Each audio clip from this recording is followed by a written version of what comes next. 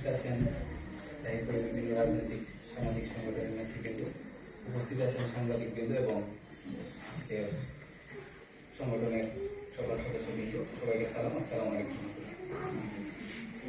আলহামদুলিল্লাহ যে আজকে খুবই আনন্দিত যে আজকে আমাদের দীর্ঘদিনের কল্পনা জল্পনা, দীর্ঘদিন ধরে আমরা যে প্ল্যান করেছিলাম, দীর্ঘদিন ধরে আমরা তাহিরপুরকে নিয়ে যে স্বপ্ন দেখছিলাম, তাহিরপুরের উন্নয়ন, তাহিরপুরের সকল ক্ষেত্রে যে আমরা উন্নয়ন, যে উপদেষ্টা বৃন্দ অনেকে বক্তব্য করেছেন, শিক্ষা ক্ষেত্রে সহ সকল ক্ষেত্রে যে আমাদের উন্নয়নের প্ল্যান নিয়ে তাহিরপুরের সকল মেধাবী এবং শিক্ষিত সচেতন ভাইদের নিয়ে আমাদের যে আজকে এই সংগঠনের অগ্রযাত্রা, আমরা এটা আজকে আত্মপ্রকাশ করতে পেরেছি, সেই জন্য আমি আসলে উপভোগ করছি।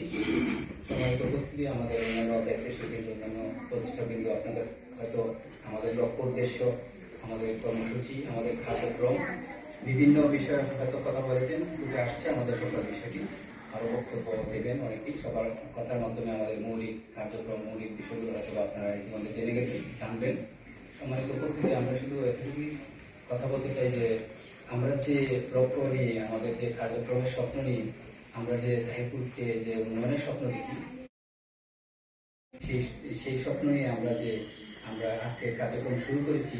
আমি আশা করব সেরকম একটি কার্যক্রম আমরা যেন করতে পারি, আমাদের এই স্বপ্ন যেন বাস্তবায়ন হয়। সেই জন্য যার যার অবস্থান থেকে যে আমাদের প্রতি আপনাদের সহযোগিতা থাকবে, সেটাই আমি কামনা করছি। এবং আমাদের সাংগঠনিক সতর্কতা, আমাদের কার্যক্রম, আমাদের উন্নয়ন কার্যক্রমে সাংবাদিক ভাইদের প্রচারণার ক্ষেত্রে অনেক অবদান রাখতে হতে পারে। সর্বক্ষেত্রে প্রশাসনিকভাবে হয়তো আমাদের অনেক সহযোগিতা করা রাখতে পারে।